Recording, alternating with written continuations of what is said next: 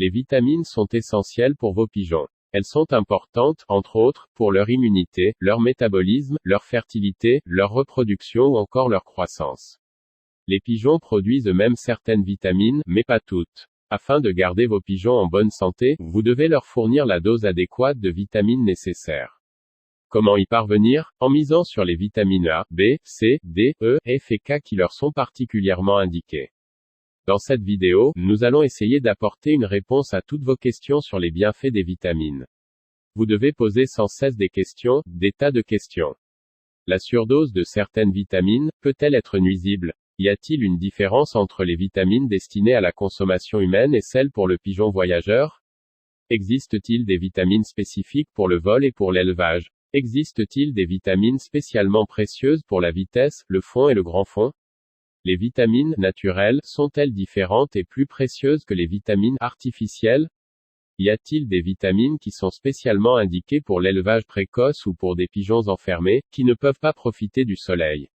Existe-t-il des vitamines qui sont d'une utilité particulière après un traitement au sulfamide et antibiotiques? Les vitamines sont des composés chimiques qui sont des composants naturels des aliments. Trouvées en quantités infimes, elles sont essentielles pour le métabolisme normal et la santé. Elles sont divisées en 6 groupes. A, B, C, D, E et K. Dans ces 6 groupes principaux, il existe plusieurs sous-types différents. Chaque groupe a son propre jeu de fonctions et lorsque les vitamines sont déficientes dans le régime alimentaire, elles entraînent leurs propres symptômes caractéristiques de carence. L'effet sur le métabolisme est proportionnel au niveau de la carence en sorte que, lorsque la carence est légère, les symptômes sont vagues et non spécifiques, tels que les mauvaises performances ou une santé compromise. Il est important de savoir qu'on peut classer les vitamines en 2 groupes. Les vitamines liposolubles, solubles dans la graisse, et les hydrosolubles, solubles dans l'eau. Il est important de savoir que les 6 groupes de vitamines sont divisés en 2 types de bases. Les vitamines hydrosolubles B et C, elles ne sont pas stockées dans l'organisme et ainsi tout déficit tend à avoir rapidement un effet. Les vitamines liposolubles A, D, E et K, elles sont bien stockées dans le foie et ainsi l'apport quotidien est moins vital. Chaque vitamine a son propre ensemble de fonctions. Nous commençons alors par la vitamine A. Cette dernière augmente la résistance aux infections des muqueuses, gorge, yeux, voies respiratoires, intestins, reins, influence le pouvoir de reproduction et est également considérée comme un facteur de croissance. En outre, elle joue un rôle dans la vue, surtout la nuit et au demi-jour, grâce au rouge optique. Une véritable avitaminose n'est à craindre qu'en cas de malnutrition. Elle aurait comme conséquence, de freiner la croissance. De faire perdre du poids, non seulement aux jeunes mais aussi aux pigeons adultes. D'ouvrir la voie aux infections des muqueuses. De diminuer le pouvoir de reproduction. D'empêcher une éclosion normale des œufs. De causer une forme d'héméralopie, mauvaise vue la nuit, à l'aube et au crépuscule. Il y a des facteurs qui peuvent augmenter les besoins en vitamine A. Le stress causé par la vaccination par exemple et surtout les maladies parasitaires, telles que la coccidiose et les vers qui peuvent très considérablement augmenter les besoins en vitamines. Un médecin vétérinaire qui connaît son métier va rarement prescrire une seule vitamine pour la bonne raison qu'il existe une synergie entre les vitamines, l'une aide, protège ou renforce l'autre. En ce qui concerne la vitamine A, elle est généralement prescrite en complexe A, D3 et E ou mieux encore en complexe vitaminique comprenant un très grand nombre de vitamines essentielles. Soyez sûr que votre vétérinaire évitera le surdosage. C'est un homme de métier qui en connaît les conséquences. Suivez donc rigoureusement ces prescriptions et ne prolongez pas la cure inutilement sans demander son avis. La vitamine B forme un groupe de 8 vitamines hydrosolubles, solubles dans l'eau, qui jouent un rôle important dans le métabolisme des cellules. Les 8 vitamines B reconnues sont, vitamine B1 ou thiamine, vitamine B2 ou riboflavine, vitamine B3 ou niacine, qui comprend la nicotinamide et l'acide nicotinique, vitamine B5 ou acide pantothénique, vitamine B6 ou pyridoxine, vitamine B8 ou biotine, appelée B7 dans certains pays, vitamine B9 ou acide folique, aussi appelé B11, terme moins utilisé, vitamine B12 ou cobalamine. Le complexe des vitamines B est hydrosoluble. Elles sont principalement absorbées avec l'eau au niveau intestinal, par transport passif sur toute la longueur de l'intestin grêle. Dans le sport colombophile, les vitamines du groupe B sont généralement considérées comme des vitamines qui contribuent à la forme. La vitamine B1, aneurine, thiamine, aide la digestion, a un effet bénéfique sur le système nerveux, sur la fonction du cerveau et le métabolisme des sucres. La vitamine B2, riboflavine, lactoflavine, est également nécessaire au métabolisme des sucres. Il en est de même pour la vitamine B3, acide nicotinique, niacine. La vitamine B5, acide pantothénique, a une influence sur la pigmentation des plumes. La vitamine B6 est une vitamine essentielle très importante, parce qu'elle joue un rôle dans le métabolisme des protéines et contribue au métabolisme des acides gras se trouvant dans les grains et graines.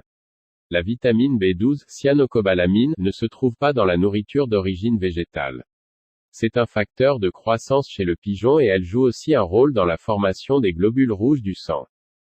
La vitamine C est un régulateur métabolique. Dans la plupart des espèces d'oiseaux granivores, dont les pigeons, la vitamine C est synthétisée dans le foie et il n'y a aucun avantage à sa supplémentation à moins que l'oiseau ne devienne affaibli et n'ait alors plus en mesure de faire suffisamment de vitamine C, surtout si le foie est endommagé.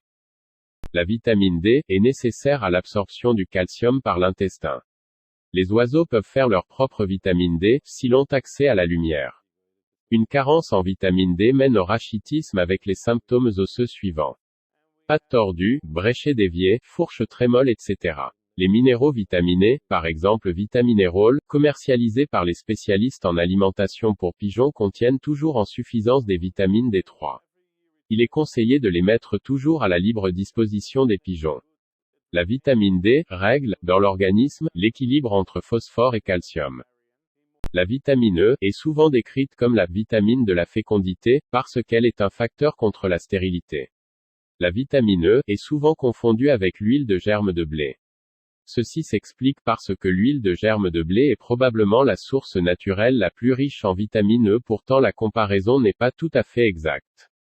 Parce que l'huile de germe de blé semblait influencer positivement l'activité sexuelle, on attribuait cet effet à la vitamine E, connaissant l'importance de la graisse dans le métabolisme du pigeon.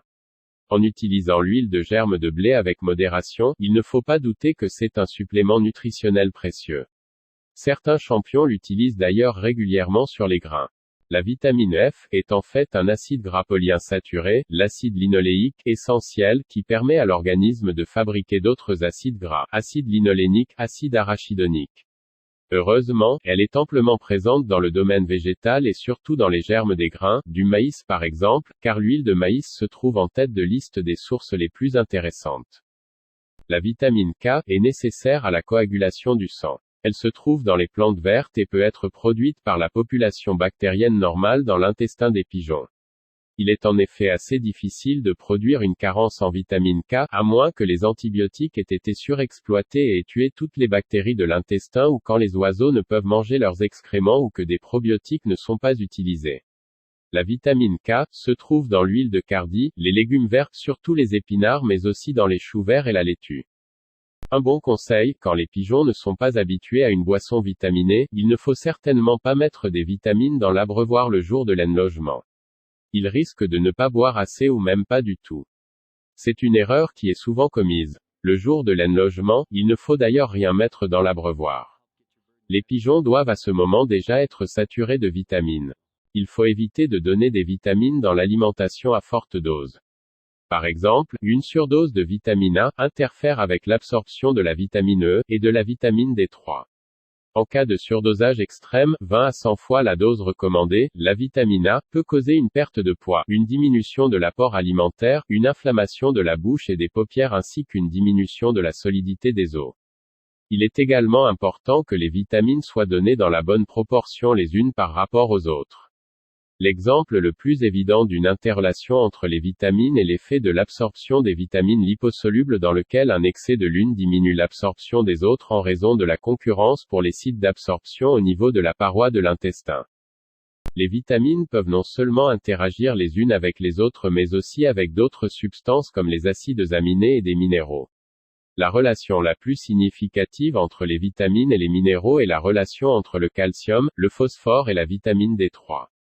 Il est obligatoire que la vitamine D3 puisse être disponible de façon adéquate pour permettre l'absorption de ces deux minéraux. Un autre exemple est la relation entre la vitamine E et le sélénium. Ces deux éléments font essentiellement le même travail. Si l'un est déficient, l'autre peut compenser la différence. La même chose se produit avec la vitamine niacine et l'acide aminé tryptophane. S'il y a beaucoup de tryptophane dans l'alimentation, alors moins de niacine est nécessaire. Les vitamines sont également affectées par les niveaux de protéines et de graisses dans le régime alimentaire et d'autres composants alimentaires. Par exemple, un régime riche en protéines conduit à l'augmentation des besoins de certaines vitamines du groupe B, tandis qu'un régime faible en graisses, amidon induit une demande accrue de thiamine. Il faut bien savoir que l'utilisation de vitamines ont un effet négatif au fil du temps. Cela signifie que lorsque le traitement commence, l'effet du produit est génial, mais cet effet diminuera de plus en plus à mesure que les jours passent. Il faut bien noter que les pigeons, qui sont mis à la reproduction en hiver, ont toujours besoin d'un supplément de vitamine D3. Par contre, les pigeons qui ne peuvent pas sortir du colombier ou de la volière ont besoin de la vitamine B12. La vitamine K se trouve dans presque tous les complexes à usage vétérinaire. Elle est particulièrement précieuse lorsque vous avez été forcé de donner une cure aux antibiotiques ou tout autre médicament antibactérien. Un autre conseil, ne donnez jamais des pilules destinées à usage humain à vos favoris. Pas tellement à cause de la composition mais surtout parce que le dosage est complètement faux. Cet acte peut avoir des conséquences tragiques. Suivez les conseils de votre vétérinaire ou à la rigueur du fabricant du produit et surtout n'exagérez pas. Ne pensez pas que forcer la dose améliorera l'effet. En réalité, il est préférable de donner une plus petite dose de vitamine pendant 3 à 4 jours que de donner une forte dose de vitamine, une seule fois par semaine comme certains colombophiles le pensent dans leur candeur naïve. Les pigeons rentrant de concours récupèrent beaucoup plus vite lorsqu'on leur sert une boisson vitaminée, de préférence un complexe le plus complet possible enrichi d'oligo-éléments, avec une cuillère à soupe de glucose par litre d'eau. Préparez l'eau au moins 1 heure à l'avance pour la mettre à peu près à la température ambiante du colombier mais n'ajoutez le glucose et les vitamines qu'au dernier moment avant l'arrivée. Ayez soin de remplacer l'eau de boisson après environ 2 heures. Pour conclure, les recherches sur les vitamines miracles et les minéraux ne cessent de continuer. Les compositions changent et les nouvelles préparations se succèdent sur le marché colombophile.